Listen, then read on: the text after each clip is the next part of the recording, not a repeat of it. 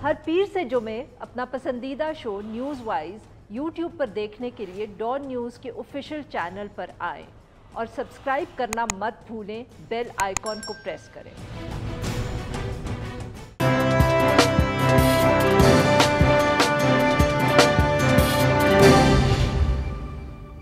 Welcome to news wise, मैं हूं आरिफा नूर। आज प्रोग्राम में हम तफसीली तौर पर बात करेंगे अपोजिशन की और हुकूमत की सियासत की, जो ओवरऑल एक पॉलिटिकल सिनारियो है। पहले अगर अपोजिशन की तरफ नज़र दौड़ाएं तो आज पीडीएम का इजलास हुआ 2.5 महीने के बाद।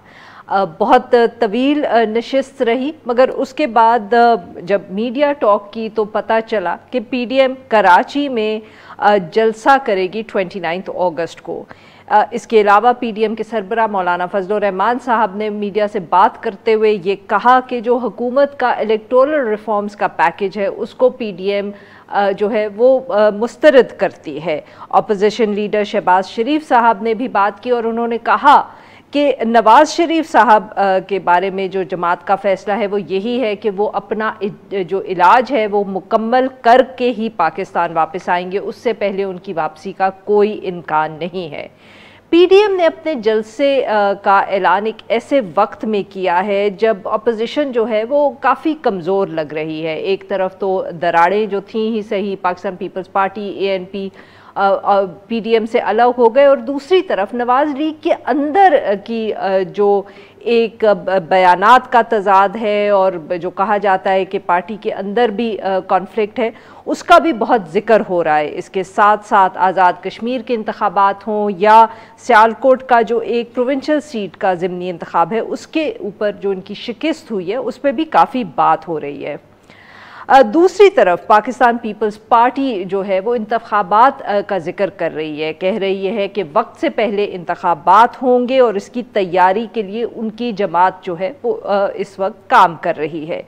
पीडीएम से राहें तो जुदा करनी है, मगर बिलावल भुट्टो जरदारी साहब जो है वो अभी भी उनका ये ख्याल है कि अपोजिशन को हाथ मिला के इकट्ठे होकर मरकज़ में और पंजाब के अंदर तहरीक अदम एतमाद लेकर आनी चाहिए। उन्होंने ये दावा किया है कि अगर अपोजिशन इकट्ठी होकर ऐसे फोकस करे इस पर तो हुकूमत गिर सकती है।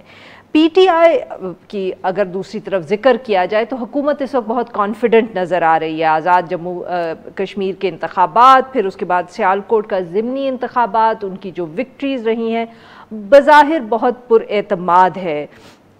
ताहम जो उनका इलेक्टोरल रिफॉर्म्स का पैकेज है उसके ऊपर अपोजिशन की तरफ से कोई ख़ास रद्द अमल या पॉजिटिव रद्द अमल नहीं आया, और ये चैलेंज रहेगा पीटीआई के लिए आने वाले दिनों में।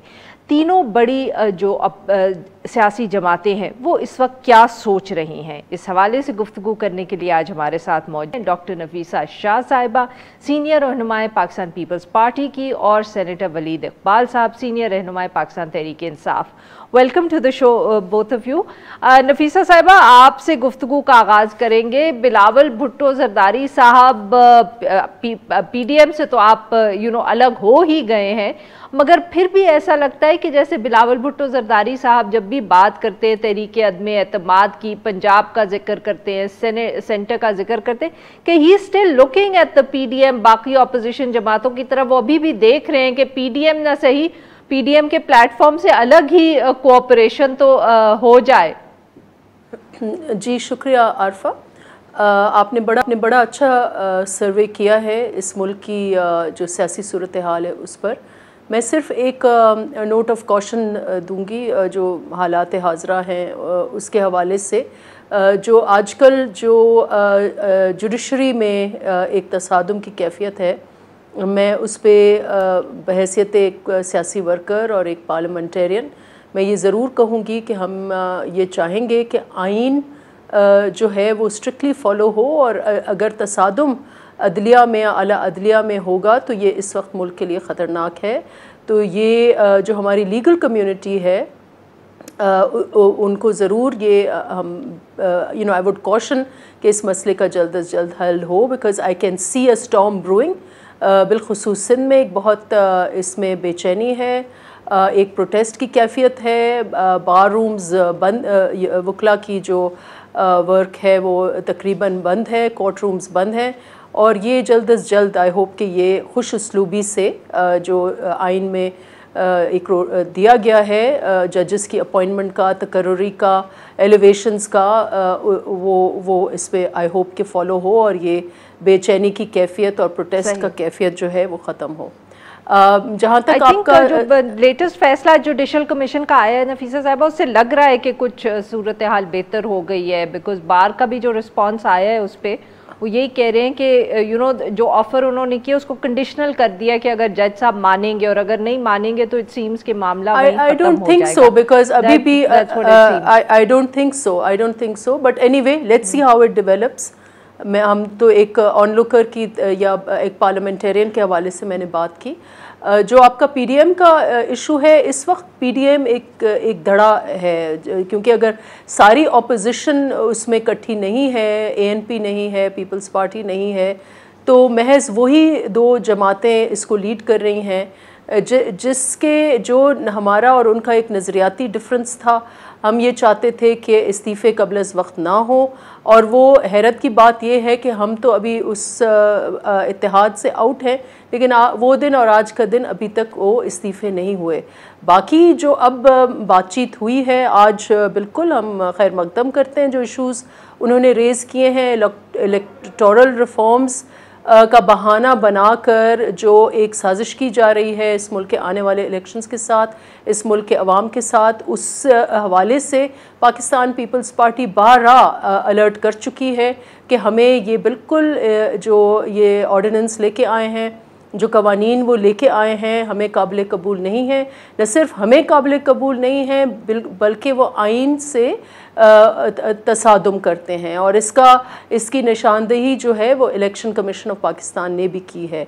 तो ये सारे इश्यूज़ अलाइव हैं और वी अग्री विद देम। जहाँ तक अपोजिशन का, जो चेयरमैन बिलावल भुट्टो जरदारी का अपोजिशन के हवाले से ये एक उनको ऑफ़र थी, वो अपोजिशन पार्टीज़ को, जिसमें ऑफ कोर्स पीडीएम ओवरलैप कर रहा है, पीडीएम में भी कुछ जमातें हैं लेकिन कुछ जमातें पीडीएम में नहीं हैं, तो उनका वो सबसे मुखातिब होकर उन्होंने कहा कि आज भी अगर आप चेंज चाहते हैं, अगर हम चाहते हैं कि इस मुल्क को माफ़ करिएगा आपकी बात यहाँ काट रही हूँ, बट अगर आप पंजाब में बार बार वो नो कॉन्फिडेंस मूव की बिलावल भुट्टो साहब बात करते हैं, तो नफीसा साहब वो तो मतलब कि पीएमएलएन को ही मुखातिब करके कह रहे हैं ना, क्योंकि पीएमएलएन जब तक ऑन बोर्ड नहीं होगी तो पंजाब में तो कोई तहरीक अदम एतमाद नहीं हो सकती, और कोई और पार्टी भी नहीं है जो ये कर सकती है। आपकी अपनी 7 सीट्स हैं वहाँ। तहरीक अदम एतमाद सेंटर में भी हो सकती है, क्योंकि हमने ये साबित किया कि इनकी जो अक्सरियत है, कहते हैं शुरू पंजाब से करना है, दोनों पंजाब भी, और उन्होंने बारहा सेंटर की भी बात की है, और सेंटर में तो हमने साबित करके दिखाया है। पंजाब में बिल्कुल क्योंकि हमारा एटलीस्ट वर्किंग रिलेशनशिप है, शहबाज शरीफ साहब और चेयरमैन बिलावल भुट्टो जरदारी साहब की एक आहंगी है as far as opposition in the parliament is concerned. हम साथ वॉकआउट करते हैं, हमने एक दूसरे का कायमा कमीशन, अभी इलेक्शन जो ख़वातीन की कौमी कमीशन बरा ख़वातीन की हुई, उसमें पीपल्स पार्टी और नून और हम सब अपोजिशन JUI हम साथ थे। तो पार्लियामेंट में अंदर हम साथ हैं, एक यक राय से हम एक ही हिकमत अमली के साथ हम चल रहे हैं, और इसी हिकमत अमली के हवाले से उन्होंने कहा कि हमें, अगर हम चाहते हैं कि हम चेंज लेके आएँ तो पंजाब और फिर सेंटर में हो सकता है। बिल्कुल सही। वलीद साहब, सर ये नफीसा साहिबा ने वही फिर जिक्र किया, ये सर आप लोग जो ये इलेक्टोरल रिफॉर्म्स की बात करते हैं और बहुत हमें एक्साइटमेंट नज़र भी आती है पाकिस्तान तहरीक इंसाफ, हर तीसरे दिन मीडिया को आप कन्विंस कर रहे होते हैं कि ये वोटिंग मशीन्स बहुत अच्छी चल रही हैं। सर ये इतनी, अगर आप इससे आधी एफर्ट अपोजिशन को कन्विंस करने पे लगा लेते तो शायद अब तक वो मान जाते या कोई आगे प्रोग्रेस तो होती, बट लगता है आप लोग तो सिर्फ मीडिया को ही कायल करने पे मसरूफ़ हैं कि ये मशीन कितनी अच्छी चलती है। नहीं जी, ऐसी बात नहीं है। आप आज के अखबार में जो पार्लिमानी अमूर के जो मुशीर हैं, adviser on parliamentary affairs doctor Babar Awan, उनकी स्टेटमेंट, उनकी गुफ्तगू जो शाया हुई है उससे आप रेफ़र कर सकते हैं। उन्होंने कहा है कि जी हम यकीनन हम ये इस्लाह लाना चाहते हैं, और ये ईवीएम पे मबनी जो इस्लाह है इसका ताल्लुक एक तवील जो इलेक्शनों का सिलसिला 1970 के बाद अब 10 के करीब आम इंतखाबात हुए हैं, और हर एक में कोई ना कोई इल्ज़ाम लग रहा है। कोई मुकम्मल तौर पे वसी पैमाने पे सबकी इस पे इत्तफाक नहीं है कि इलेक्शन जो है वो शफाफ हुए हैं। किसी ना किसी को हमेशा शिकायत रही। तो इसको वंस एंड फॉर ऑल दूर करने के लिए ये सिस्टम हम लाना चाहते हैं। और इसमें जो बाबर अवान साहब ने कहा है कि जी ये हमारी तरफ से तो ये इस्लाह का इसमें और नेक नियति से ये है सिलसिला, ऑपोजिशन अपनी तजावीज़ दे, हम खुले दिल से उनको जो है सुन के इनकॉर्पोरेट जो कर सकते हैं वो भी करेंगे। और इसमें इलेक्शन कमीशन ने भी अगर कोई ऑफर आप मीडिया टॉक्स में और प्रेस टॉक्स में ही करते हैं ना? नहीं, बल्कि आप मेरी बात सुन रहे नहीं, मेरे ख्याल में इसका ऑपोजिट है। मैं आपको अब बाबर अवान साहब की, अच्छा किया आपने मुझे ये याद करा दिया, बाबर अवान साहब के स्टेटमेंट में ये खास तौर पे, बल्कि वो आई थिंक उन्होंने ये जो अखबार में शाया हुए है, उन्होंने किसी कल टॉक शो पे ये बात की थी, और उन्होंने कहा भी एग्जैक्टली ये, मैं दोहराता हूँ, उन्होंने कहा है कि जी ये टॉक शोज पे करने वाली बात नहीं है, ये जो मुतालिका फोरम है वहां पे आके बात करें। क्योंकि एक्चुअली उसका ऑपोजिट ये हो रहा है कि जिन फोरम्स पे बात करनी है, और अपोजिशन इस वक्त ये सेनेट की पार्लिमानी उमूर की कमेटी के पास ये मामला आया हुआ है, ये सारी लेजिस्लेशन जो है ये आई हुई है वहाँ पे, और उसको अपोजिशन ही के सेनेटर जो हैं ताज हैदर साहब, वो उसकी जो है सदारत करते हैं, चेयरपर्सन कमेटी, और वहाँ पे सारे स्टेक होल्डर्स, इलेक्शन कमीशन जो है उनको भी अगर उनके तहफ़्फ़ुज़ात थे कोई या क्या, तो वो वहाँ पे उनको बुलाया हुआ है, और वहाँ पे उन्होंने वो बल्कि ब्रीफिंग भी उनसे ही ली जा रही है, और साथ ईवीएम के ऊपर ये जो जिसको ये मंसूबा या कोई साजिश या कोई ऐसी बात कहते हैं, देखें जी इस पे यूनाइटेड स्टेट जैसे मुल्क में, ब्राज़ील जैसे मुल्क में, फिलीपींस जैसे मुल्क में कितने सारे ममालिक हैं जहाँ पे ये सिलसिला होता है। और ठीक सर, बहुत मुल्कों में भी इस्तेमाल हो रही है जी। तो मैं ये अर्ज करना चाह रहा हूँ कि इसमें जी ये जो हैक करने की बार बार बात करते हैं, देखें जी इसको खास तौर पे प्रोटेक्ट करके जो मशीन डिजाइन की है कि जी उसका इंटरनेट से कोई कनेक्शन ही नहीं होगा। जब उसका कनेक्शन ही इंटरनेट से नहीं, तो उसको हैक कौन कर सकता है? ठीक है, ये सारी बातें हैं वो जो सही जगह जी। वलीद साहब हमारे साथ खुर्रम साहब भी हैं, खुर्रम दस्तगीर खान नायब सदर हैं पाकिस्तान मुस्लिम लीग नवाज के, उन्होंने भी हमें ज्वाइन किया। Welcome sir. अब खुर्रम साहब, आज 2.5 महीने के बाद पीडीएम का इजलास हुआ और बस एक जलसे की आपने अनाउंसमेंट की, बस इट्स सॉर्ट ऑफ नहीं। देखिए, हमें पाकिस्तान का जो जमहूरी इर्तका है, जो इवोल्यूशन हो रहा है, उसमें ये फैसला बार बार हमारे सामने आ जाता है कि क्या जलसा करना नहीं, स्टॉर्मिंग द बैरिकेड्स, यानी हम जो हैं लोग ले आएं और हम कौमी असेंबली में घुस जाएं, जिस तरह तहरीक इंसाफ 2014 में घुस गई थी, या हम पाकिस्तान टेलीविजन पर डंडों से कब्जा कर लें। क्या वो तरीका है अपोजिशन करने का? क्या उसके जरिए पाकिस्तान में जमहूरी तब्दीली लाई जा सकती है? पीडीएम अभी तक से करने से भी तो नहीं हो सकती ना। तो ये सवाल आ गया है ना जी, यही सवाल सामने है कि पाकिस्तान में अगर हमने आइन की अमलदारी, जो पीडीएम का मकसद है, इंतखाबात में से मावराए आइन मुदाखलत जो है उसको रोकना हमारा मकसद है, मीडिया को आज़ाद कराना हमारा मकसद है, मिसिंग पर्सनस को आज़ाद कराना हमारा मकसद है, क्या ये कौन सा ऐसा तरीका अख्तियार किया जाए जिससे ये मकासद हासिल हो? अभी तक हम जलसे कर रहे हैं और इंशाल्लाह आगे भी करेंगे, लेकिन क्वेश्चन अभी खड़ा हो गया है कि क्या इन सब चीज़ों से पाकिस्तान के जो सियासी इर्तका है, जिसके आगे साफ सी बात है कि एक इस्टेब्लिशमेंट के किरदार की वजह से एक दीवार आई हुई है कि हम आगे नहीं बढ़ पा रहे, कि पाकिस्तान का सियासी इवोल्यूशन जो है घूम घूम के वहीं आ जाता है कि अच्छा जी जलसा करना है। स्ट्रैटेजी में कोई मसला है ना? जी नहीं, स्ट्रैटेजी में मसला नहीं है, ताकत का अदम तवाज़ुन है कि हम जो जमहूरी लोग हैं, हमारे पास कोई ताकत का इस्तेमाल नहीं है। हम क्या करें? हमने तो जलसे ही करना है, हमने बात करनी है। और जहां आपने ये देखा है कि किस तरह इंडिपेंडेंट मीडिया के ऊपर मुस्तकिल तौर पे एक जमीन तंग की जा रही है, कभी 2 को उठा लिया, कभी उस पर उठा लिया। अब गालिबन असल लिस्ट जो है, जो FIA ने पिछले 3 सालों में जिन लोगों को साइबर क्राइम पे उठाया, वो हजारों की तादाद में है। सर आपने ही पास किया था। जी जी जी, हम पे ब्लेम दे दें हम, लेकिन अगर किसी कानून का ड्रकोनियन इस्तेमाल होता है, उसका ऐसा इस्तेमाल किया जाता है जो गैर आईनी है, जो आवाजों को बंद करने के लिए इस्तेमाल किया जाता है, तो फिर इस हुकूमत को जवाब देना पड़ेगा। और उन हुकूमत ने अभी तक ये जवाब नहीं दिया कि जो अपोजिशन के इतने अरकान जो है, खासकर मुस्लिम लीग नून के, जिनको गलत केसों में इन्होंने जेलों में डाले रखा है, उसका कौन जिम्मेदार है? और अब उसको क्या किसी को सजा मिलेगी कि कि जी अभी तक जो है राना सनाउल्लाह के ऊपर वो केस प्रूव नहीं कर पाए, अब इतने साल हो गए, क्या करना है उन्होंने? राना सनाउल्लाह केस प्रूव नहीं है, साद रबिया केस प्रूव नहीं है, शाहिद अब्बासी का केस प्रूव नहीं है, मिफ्ता इस्माइल का केस प्रूव नहीं है, इवन शहबाज शरीफ का केस जो है जब उसको मार पड़ गई हाई कोर्ट से तो उनको FIA में घसीटना शुरू कर दिया। ये सारे इश्यूज ऐसे हैं, अगर तो हमने इसी दलदल में बैठे रहना है फिर तो ठीक है जी, ठीक है, आप इसी तरह सब जो है उसी तनख्वाह पे काम करते रहे, पर आगे जाना है तो PDM उसका एक रास्ता है। बिल्कुल सही जी। नाज़रीन, यहाँ पे लेंगे हम एक ब्रेक को, जब हम ब्रेक से वापस आएंगे तो अपने मेहमानों से गुफ्तगू जारी रखेंगे। स्टे विद अस।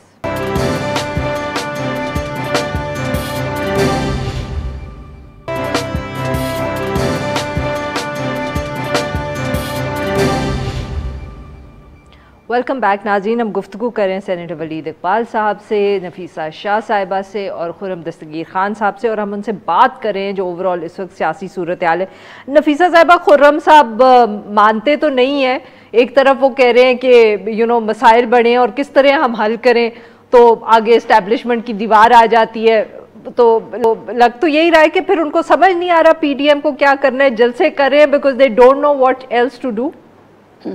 देखिए, पूरा मकसद जो PDM का था ऑब्वियसली कि एक ये जो हाइब्रिड हुकूमत है जो बज़ाहिर डेमोक्रेसी है लेकिन इनके सारे इक़दाम जो हैं वो आमिराना है, उसको हमें ख़त्म करना है। मेन मकसद यही था और वो मुहिम थी, और उसके लेकिन दो मुख्तलिफ उसमें पहलू, दो मुख्तलिफ मॉडल्स थे। हम ये चाहते थे कि हम इन हाउस चेंजेस करें, हम इस हुकूमत को कमज़ोर करें और हम इन हाउस जैसे नो कॉन्फिडेंस है, ये सारे ऑप्शंस ट्राई करके फिर इस्तीफ़ा आखिरी होगा। और जो इस वक्त जो अब PDM के मेन अब वहाँ रुकन हैं मेंबर्स, उनका ये ख्याल था कि हम पहले इस्तीफ़ों पर आएँ। अब ना इस्तीफ़े हुए हैं, और जो आज भी हमने ये ऑप्शन टेबल पर रखा है कि अगर आप प्रेसिपिटेट करना चाह रहे हैं अर्ली इलेक्शंस और इस हुकूमत का ख़ात्मा, तो हमारे पास एक ही मॉडल है और वही ये है कि हमें नो कॉन्फिडेंस की तरफ पहले पंजाब, क्योंकि पंजाब जो है वो आधा पाकिस्तान है। साहिबा, जब आपने चेयरमैन सेनेट के खिलाफ नो कॉन्फिडेंस मूव करने की कोशिश की, वो आप कामयाब नहीं हुए, आपके पास नंबर्स थे, चेयरमैन सेनेट का इलेक्शन जब हुआ तब आप लोग नाकाम रहे, तो where does this confidence come from? मतलब कि ये PDM से भी हम सवाल पूछते हैं, मगर ये PPP से भी तो पूछना चाहिए कि जब आपने जितनी भी कोशिशें माजी के अंदर की हैं आप कामयाब नहीं रहे, तो आपको क्यों लगता है कि इस दफ़े आपको पंजाब में कोई कामयाब होने देगा या सेंटर में?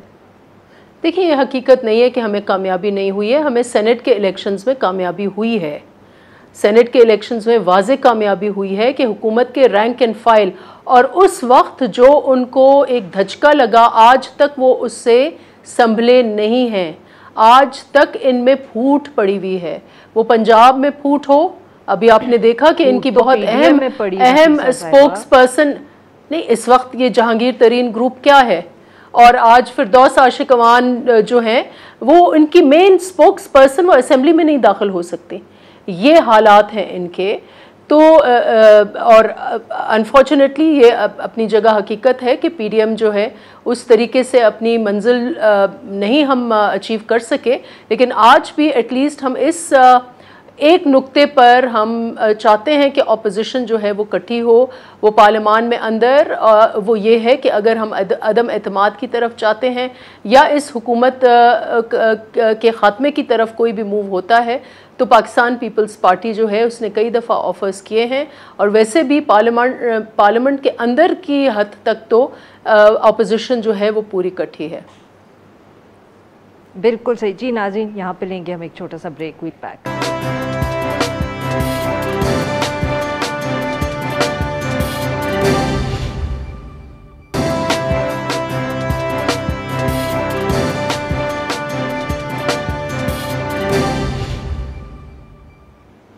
वेलकम बैक नाज़रीन, हम गुफ्तगू करें खुर्रम दस्तगीर खान साहब से और सेनेटर वलीद इकबाल साहब से। वलीद साहब, सर बस PDM की और अपोजिशन की कंफ्यूजन जो है ना वो आपको बचा के लेगी, अदरवाइज आपने तो कोई कसर नहीं छोड़ी थी कि ना गवर्नेंस और पंजाब के अंदर जो सूरत हाल है, बट अगर इनकी हालत इतनी ख़राब ना होती तो शायद आज आप इतने कॉन्फिडेंट ना बैठे होते। नहीं, आप से मेरी दरख्वास्त ये है कि आप साइड ना लें। आप हमें पता है गवर्नेंस क्या होती है और क्या करना है, और हमने ठीक समत में जो है उसको रखा हुआ है मुल्क को भी, और जहाँ जहाँ सूबाई हुकूमतें हैं हमारी वहाँ पे भी। मैं आपको जो I will tell you my Punjab में भी all is well in Punjab. जी जी जी, मेरी अर्ज सुनिए। जी जी, मैं माय टेक ऑन दिस, और जिस तरह से मैं देखता हूँ कि पीडीएम को कुछ ना कुछ तो करने की जरूरत थी, जो उन्होंने आज किया अपने आप को रेलेवेंट रखने के लिए। और सिमिलरली जो बिलावल भुट्टो साहब, जो भी उनकी पार्टी, जो उन्होंने पीडीएम से अपने आप को निकाला हुआ है बाहर, उन्होंने भी कल जो प्रेस कॉन्फ्रेंस वगैरह की, वो उसका भी ये मतलब यही है, एक ही वो उसके पीछे वजह है कि इस वक्त पीटीआई का और गवर्नमेंट का पल्ला बहुत भारी है। और वो आप शुरू हो जाएं इसी साल के सारे, आप एक ट्रेंड देख लें, गिलगित बल्तिस्तान में इलेक्शन हुए उसके रिजल्ट्स, एजेके में इलेक्शन हुए उसके रिजल्ट्स, और फिर पंजाब का पूछती है, पंजाब ये सियालकोट किस सूबे में? पंजाब में ही है।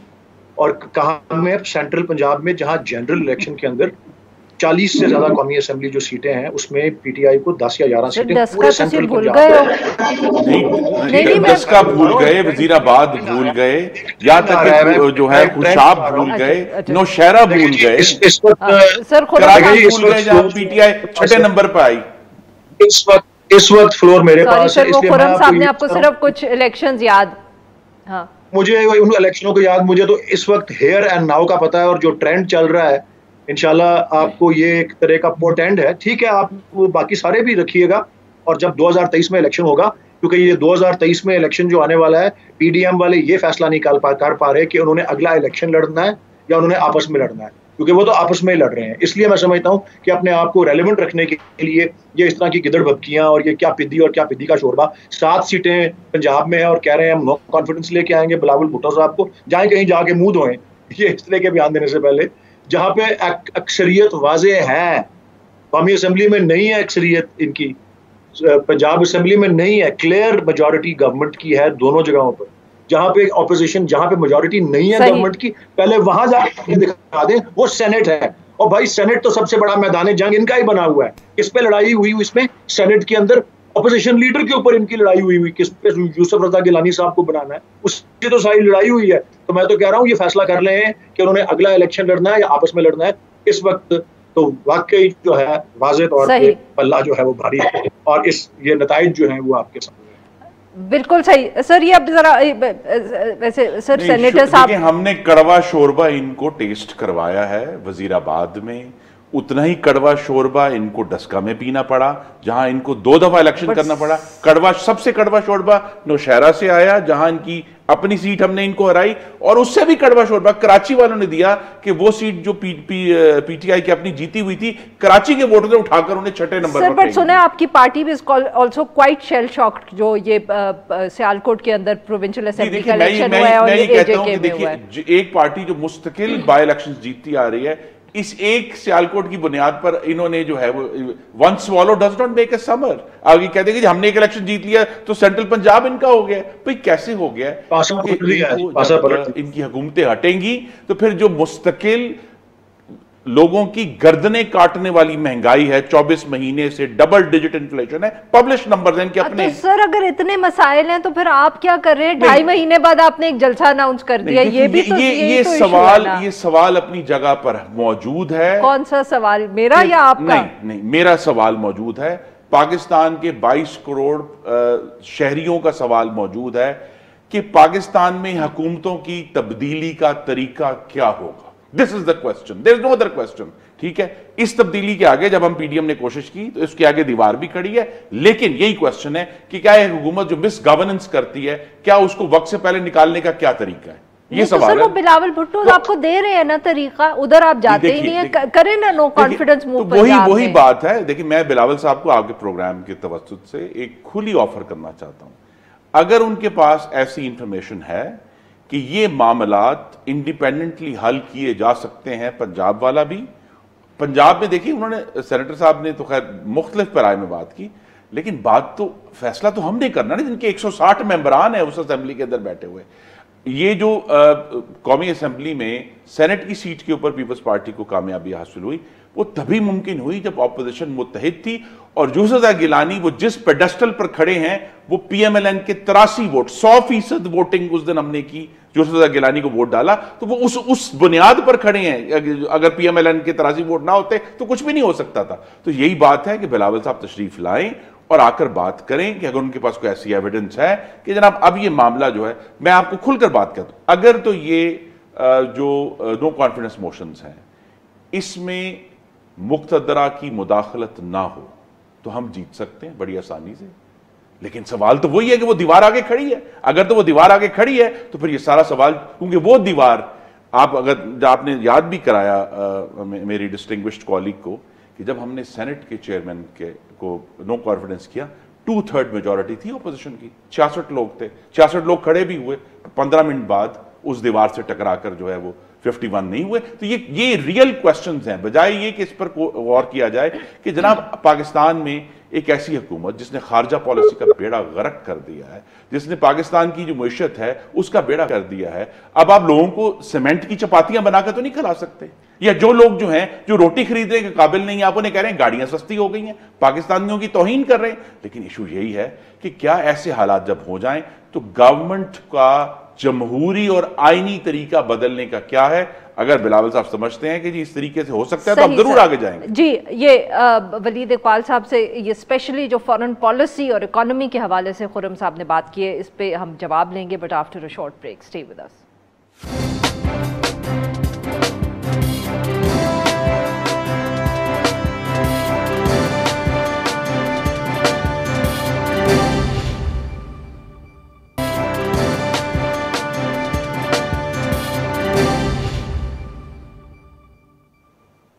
वेलकम बैक नाज़रीन, हम गुफ्तगू कर रहे हैं वलीद इकबाल साहब से और खुर्रम दस्तगीर खान साहब से। वलीद साहब, सर ये जो बात खुर्रम साहब ने की है ना सर, कि मईशत और के ऊपर ख़ास तौर पे सर आप मतलब कि वही अपोजिशन की कमज़ोरी अपनी जगह, अदरवाइज़ जो क्राइसिस हैं या जो चैलेंजेस हैं आपके सामने, आप उनका हल ढूंढ नहीं पाए सर। अभी भी वही इस वक्त इशू चल रहा है and it's going to create a huge problem for you, और वो ये है कि अभी भी IMF का प्रेशर है कि बिजली की कीमतें बढ़नी है, और ये जब फैसला हुकूमत को करना पड़ेगा और बहुत मुश्किल है मगर करना पड़ेगा, उसके बाद फिर हम वही हालत देखेंगे कि महंगाई के ऊपर शोर होगा, इन्फ्लेशन पे होगा। सर कैसे जाएंगे आप लोग अगले इलेक्शन में इस सूरत हाल के अंदर? एक तो जी सबसे पहले ये आप माने ना माने ये क्राइसिस तो बहुत बड़ा है। मैं मानूं या ना मानूं, पहले आप माने या ना माने, मैं आपको जो बता रहा हूँ वो मेरी अर्ज सुन लें। सबसे पहले ये कि मईशत में अगर हम चलाने में हम नाकाम रहे हैं, मैं मफरूज़े पे कह रहा हूँ, अगर हम खारजा पॉलिसी में नाकाम रहे हैं, हम अगर दाखिली पॉलिसी पे नाकाम रहे हैं हम, तो देखें उसका फैसला तो 2023 में बैलेट बॉक्स के जरिए ही होगा।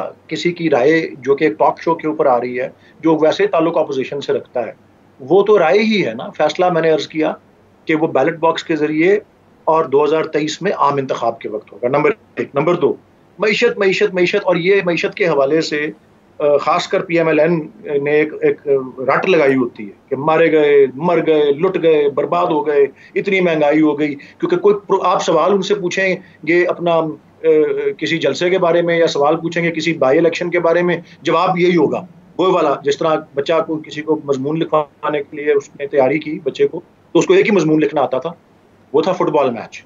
और इम्तिहान देने गया तो आगे अपना इम्तिहान में मजमून आ गया हवाई जहाज का सफर, तो उसको लिखना ना आए तो वो क्या किया कि जी उसने कहा जी हम हवाई जहाज के अंदर बैठे, हवाई जहाज उड़ा और वो फुटबॉल की एक मैदान के ऊपर से गुजरा और नीचे फुटबॉल के मैच की सारी रोयदाद बयान करती।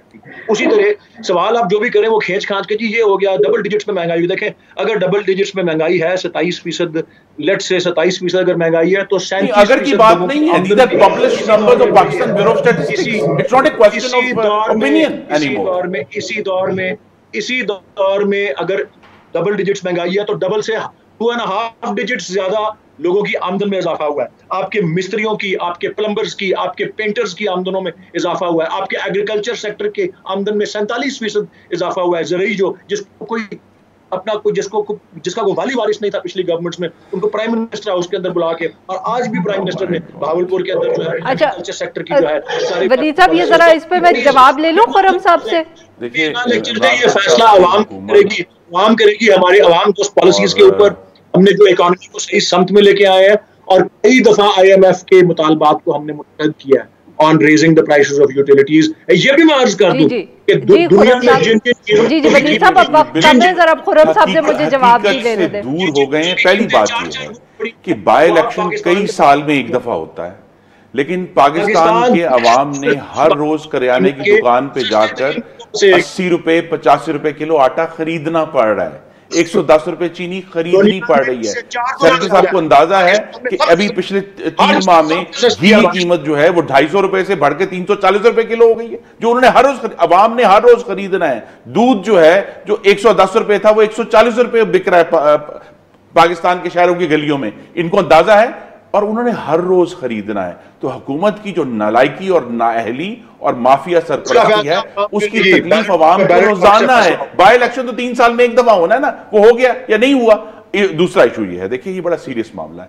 एग्रीकल्चर को इन्होंने बर्बाद किस तरह किया है कि फर्टिलाइजर सब्सिडी जो हम दे रहे थे वो उन्होंने विड्रॉ कर ली।